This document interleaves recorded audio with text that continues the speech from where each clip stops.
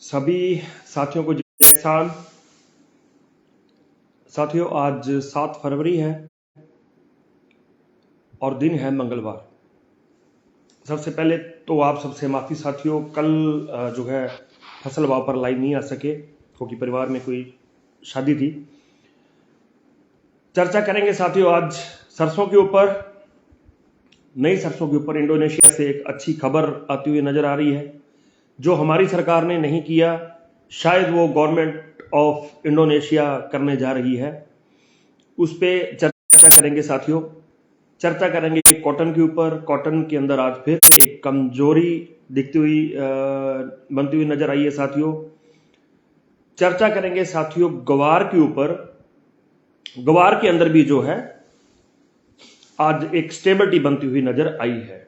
और नया गेहूं जो है चर्चा थोड़ी सी उसके ऊपर भी साथियों लास्ट में, और मूंग के ऊपर भी जो है करेंगे।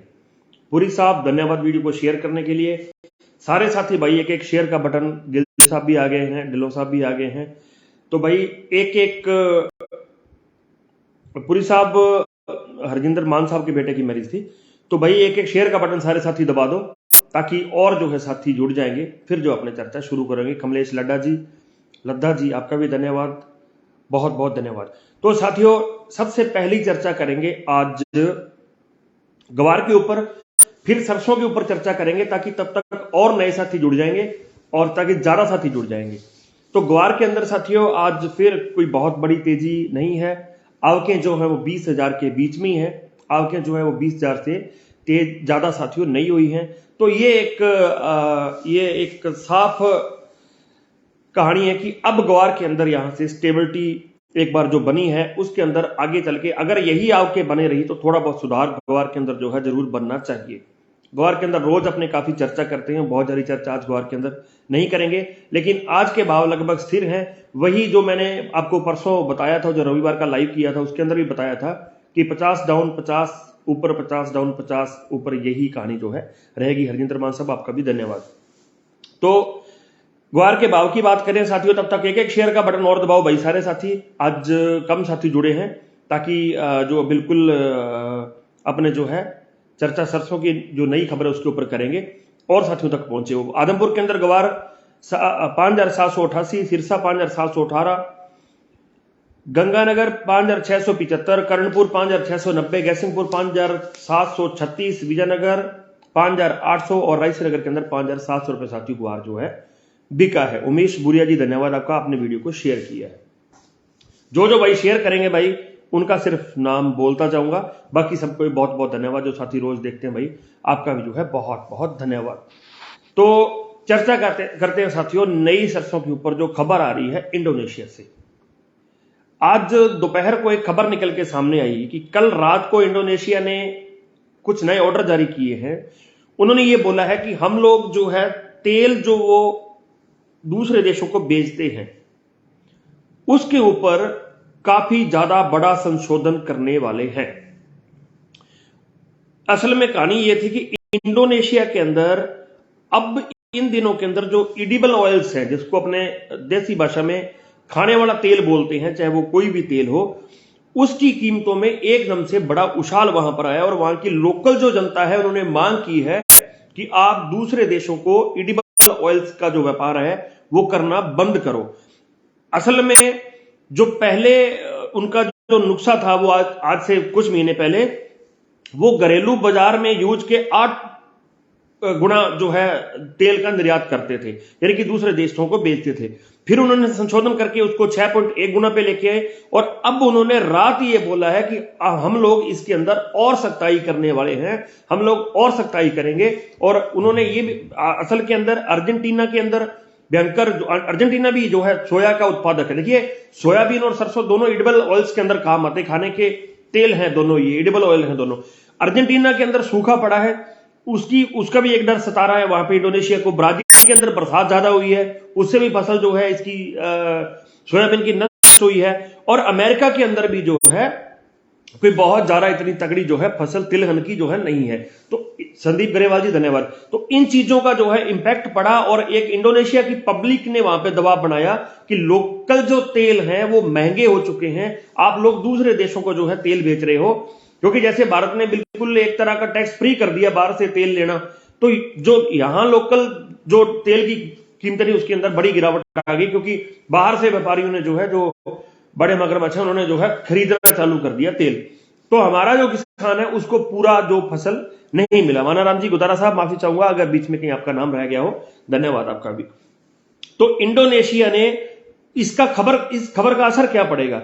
ये खबर वहां की मिडनाइट आई, यानी कि कल आधी रात को आई, और आज ही जो है जो ये पाम ऑयल है उसके बाजारों के अंदर सुधार बनता हुआ नजर आया। हालांकि भारत के अंदर सरसों के बाजार डाउन रहे आज भी, नई सरसों पुरानी सरसों की चर्चा बाद में करेंगे, लेकिन इंडोनेशिया के इस फैसले से काफी बड़ा एक इंपैक्ट पड़ सकता है जो आने वाली सरसों है, अगर इंडोनेशिया सच में ये स्टैंड लेता है।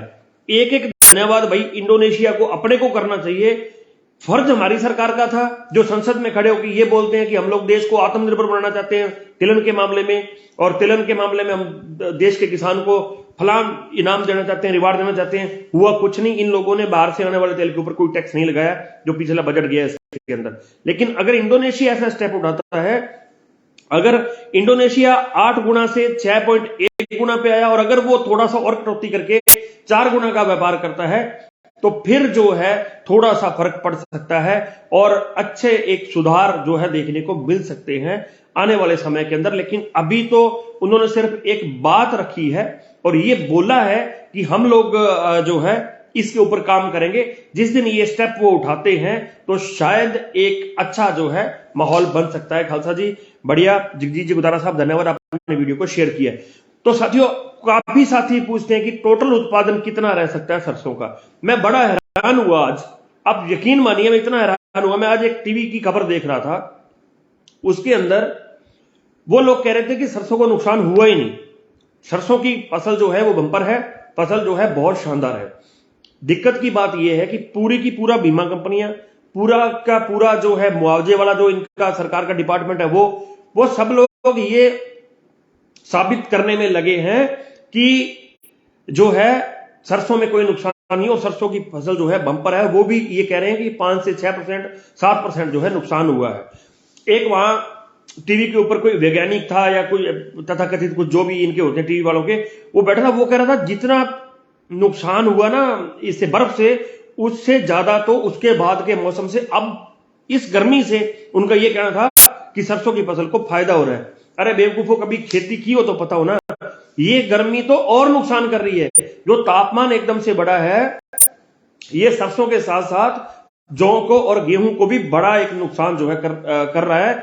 गेहूं की फसल को तो बहुत बड़ा नुकसान हो रहा है इस एकदम बढ़ने वाले तापमान से। और अगर ये जो अब तापमान है ये मार्च का तापमान है, यानी कि 25 फरवरी के बाद का तापमान है, अगर उससे पहले ये तापमान इतना रहा, अगर मेंटेन करके आगे चल गए, और तो गेहूं की फसल के अंदर भी जो है बड़ा नुकसान साथियों हो सकता है। तो टोटल उत्पादन काफी साथियों का आइडिया है। मैंने भी आपसे बहुत बार पूछा कि आपके यहाँ की सरसों की एवरेज क्या है। आप सबके कमेंटों के आधार पर की फसल कैसी है, नुकसान देखते हुए लगभग 100 से लेके 105 लाख टन जो है उत्पादन बता रहे हैं कि इतना होना चाहिए। लेकिन मेरा अंदाजा ये कि 95 लाख टन ही जो है सरसों का उत्पादन होना चाहिए, इससे ऊपर नहीं जाएगा, क्योंकि नुकसान बहुत बड़ा हुआ है सरसों के अंदर। ये लोग तो एक माहौल ऐसे बना रहे हैं कि अगर यहां टोटल उत्पादन कम बताएंगे तो फिर इनको मुआवजे का जो डिपार्टमेंट, उनको मुआवजा देना पड़ेगा, जो फसल बीमा वाले उनको फसल बीमा देना पड़ेगा। इसलिए इनका पूरा जोर लगा हुआ है। ये चाह रहे हैं कि कैसे न कैसे करके किसान को गुमराह करके हम ये करें, ना तो मुआवजा देना पड़े, ना तो बीमा देना पड़े, और ना ही फिर आगे चल के भाव देने पड़े। उसके लिए आज से ये माहौल बना रहे हैं कि भाई सरसों के अंदर कोई नुकसान नहीं है, सरसों की फसल जो है वो बहुत ही ज्यादा जो है बंपर है और बहुत बड़ी फसल आने वाली है। खैर ऐसा कुछ नहीं है, जब भी रिजल्ट सामने आएगा पता चल जाएगा। मेरा मानना यह है कि 95 से लेके 100 लाख टन का जो है टोटल उत्पादन होना चाहिए। जितना मैंने एक्सपीरियंस किया है पिछले 2 सालों में, जब से अपन लोग ये मार्केट का जो भाव बताने लगे हैं और जब से इस लाइन में साथियों आए हैं। खैर बात करें साथियों सरसों के भाव की, तो आज फिर डाउन 70 से लेके 80 90 कुछ बाजार 100 रुपए तक भी जो है डाउन गए हैं साथियों। एक एक शेयर का बटन भाई सारे साथी दबा दिया करो यार, नाम बोल दूंगा सबका। भरतपुर के अंदर आज 5500 रुपए पूरा शाम को टूटा है भाव, यहां भी ये 5560 के करीब खुला था, 60 रुपए यहां टूटा है। सलोनी नई पुरानी सरसों 6300 और नई सरसों 6200 रुपए। जयपुर 5975, दिल्ली 5900, अलवर 5750, कोटा 5200, कर्णपुर 5650, गैसिंगपुर 5590, रायसेनगर 5427, 5427 और विजयनगर के अंदर 5600 रुपए साथियों सरसों बिकी है। बात करते हैं साथियों नरमे की। वीडियो थोड़ी लंबी होगी, माफी चाहूंगा, क्योंकि टॉपिक ऐसा था जिसको छूना बहुत जरूरी था। तो नरमे के अंदर साथियों, जैसा कि रविवार को स्पष्ट और साफ बोला था कि बड़ी गिरावट तो नहीं आएगी इस सप्ताह, लेकिन एक बैलेंस बनना चाहिए, रुकना चाहिए, जो गिरावट है वो रुकनी चाहिए। लगभग वहीं पर ही है। थोड़ा सा नरमा आज भी कमजोर रहा, 20-30 रुपए काफी मंडियों के अंदर, लेकिन बड़ी गिरावट जो है नहीं है। वो जो गिरावट कल आ गई थी उसके ऊपर ही जो है नरमा घूम रहा है, वहीं पर जो है कॉटन लगभग मेंटेन करता हुआ नजर आ रहा है। घबराहट के अंदर बहुत काफी साथी नरमे को जो है, कॉटन को जो है मंडियों के अंदर लेके जा रहे हैं। मैंने बहुत बार बताया कि दो तरह की मेंटेलिटी होती है हम लोगों की, दो तरह के किसान होते हैं हम लोग। एक किसान वो होता है जो तेजी जब भाव में हो रही है, मान लीजिए आज कॉटन 8500 8800 है, तो वो तेजी के अंदर बेचना चालू करते हैं। कुछ नरमा 8800 8500 बेच दिया, कुछ 8800 बेच दिया, कुछ 9000 बेच दिया, वो वहां बेचते हैं। उनको ये लगता है कि अब तेजी है और कहीं ये ना कि नीचे गिरावट आ जाए और बाद में हम लोग जो है उलझ जाएं, इसलिए दड़ा बना लेते हैं अपने और बेचना चालू करते हैं। कुछ साथी ऐसे होते हैं जो गिरावट को देख के बेचते हैं कि भाई यार अब हुण तो मर गए भाई, हुण मर गए भाई, हुण तो रेट थले गया, हुण रेट मिलना ही नहीं, आप बेच दिए।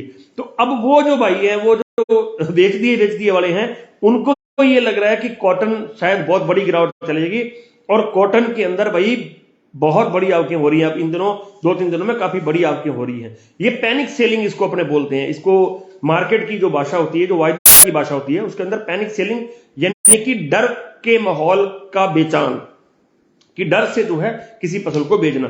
तो कॉटन के अंदर भाई कोई आज हालांकि बहुत बड़ी गिरावट तो नहीं थी, लेकिन सुधार कॉटन के अंदर बनना मुश्किल लग रहा है। लंबा समय लग सकता है कॉटन के अंदर, लेकिन आप नहीं कह सकते कि वो वाले भाव, जो ऊपर वाले भाव जो पीछे मिल गए थे हमें 9300-9400 रुपए, भाई वो जो भाव है वो मिल जाएंगे, ये मुश्किल लग रहा है। एक उम्मीद की किरण जो बची है वो ये है कि शायद जब वायदा के अंदर कॉटन को शामिल करें तो थोड़ा बहुत जो है फर्क पड़े।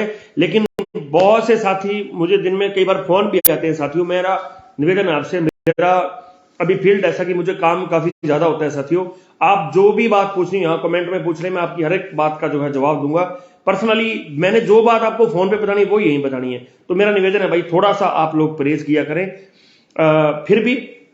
लेकिन असल में मैंने तो पिछले रविवार को बोला था और उससे पहले भी बहुत निवेदन किया था कि कॉटन के अंदर पिछले साल वाली मौज इस बार साथियों नहीं है। लेकिन फिर भी एक चीज तय है। आज एक साथी का फोन आया, बोले वायदा के अंदर शामिल होने के बाद भाई साहब गारंटी है तेज होगा। मैं उसको, उन भाई साहब को, हालांकि मैंने बहस नहीं की, मैं उस टाइम कहीं बैठा हुआ था, मैं आप सबको भी बताना चाहता हूं, कॉटन को वायदा के अंदर शामिल किया गया है बिकॉज ऑफ पब्लिक के डर से, पब्लिक की जो डर था उसकी वजह से और पब्लिक की मांग की वजह से। लेकिन वायदा की शर्तें इतनी ज्यादा लगा दी गई हैं साथियों, एक नाम मात्र का वायदा होगा। मैंने उस दिन भी बोला था कि इतना वायदा होगा कि आम किसान का बेटा देख के कह देगा भाई जी आज नरमो 300 रुपया डाउन है, आज नरमो 200 रुपया अप है, आज नरमो 500 रुपया तेज है। तो उसके लिए सिर्फ एक मन बहलाने के लिए ख्याल अच्छा है, गालिब क्या बोलते होते हैं, वो चीज है। बाकी कोई वायदा से कोई ये इतनी बड़ी शर्तों के साथ वायदा के अंदर शामिल किया गया है, ये एक मुश्किल कहानी लग रही है साथियों। कोई बहुत बड़ी तेजी जो है कॉटन के अंदर बनती हुई नजर नहीं आने वाली, लेकिन सुधार बनना चाहिए। ऐसी मनोइच्छा भी है, ऐसी मन के अंदर जो है एक जिज्ञासा भी है कि कॉटन में सुधार बने, क्योंकि बड़ी गिरावट आ गई। लगभग 700-800 रुपए की गिरावट जो है एक सप्ताह के अंदर ही आ गई। पिछले सप्ताह में लगभग 600 रुपए कॉटन टूट गया था, 700 रुपए और 100 रुपए कल भी टूटा। आज थोड़ा सा एक विश्वास बनता हुआ नजर आया कि थोड़ा सा सुधार जो है कॉटन के अंदर हुआ है साथियों। तो पुनः आप सबसे निवेदन भाई, सारे साथी एक शेयर का बटन जरूर दबाना। और मैं तो हमेशा से कहता हूं भाई कि सौदा अपने विवेक से आपको करना है। लेकिन पुनः बता दूं, सरसों में बड़ी खबर जो आपको बता दी इंडोनेशिया से आई है कि वो लोग जो निर्यात है उसके ऊपर प्रतिबंध, ये कुछ शर्तों के साथ जो है प्रतिबंध लगाना चाह रहे हैं, और अगर वो लगाते हैं तो उसका अच्छा इंपैक्ट जो है सरसों के अंदर साथियों पड़ेगा। तो पुनः आपसे निवेदन साथियों, एक एक शेयर का बटन जरूर दबाना। कल मिलेंगे साथियों इस टाइम, तब तक के लिए किसान एकता जिंदाबाद।